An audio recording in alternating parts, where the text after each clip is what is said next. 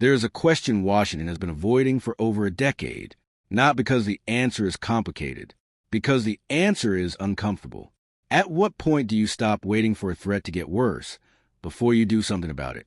Marco Rubio finally answered out loud, and the moment he did, the press went quiet. Everyone got hung up on one word: imminent. Was the threat imminent? Did the administration stretch the definition to justify a decision it had already made? But here's what nobody was willing to say. That debate was never about the word. It was a distraction, a way to argue about semantics instead of engaging with the actual argument. Rubio refused to play that game. He asked a different question entirely. Do you wait for a threat to become more dangerous before you act on it? That's the whole argument.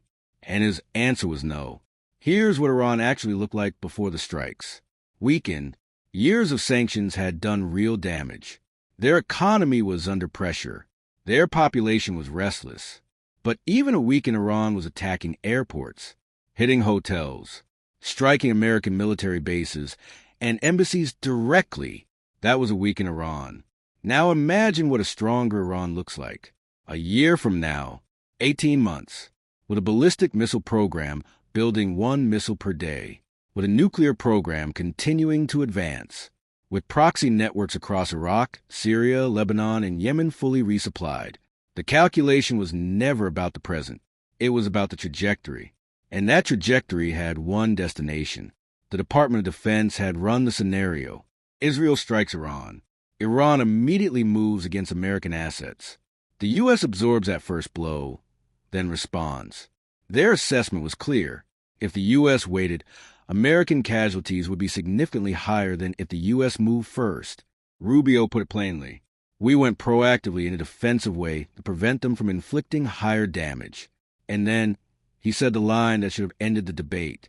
Had we not acted, there would have been hearings on Capitol Hill asking why we knew this was coming and did nothing.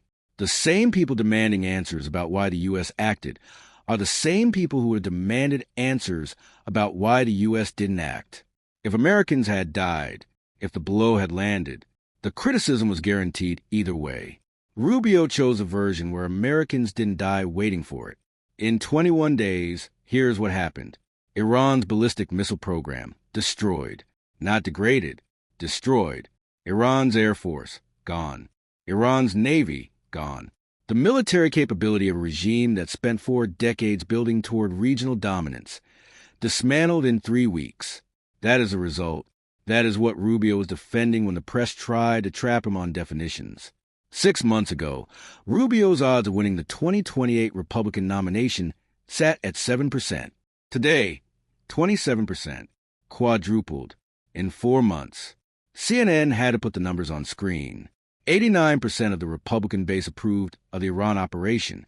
The base is responding to someone who speaks plainly, who names the threat clearly, who defends a decision without apology. They know the difference between a politician managing his exposure and someone telling them what he actually thinks. Rubio has been telling them what he actually thinks for 10 years. Washington finally listened.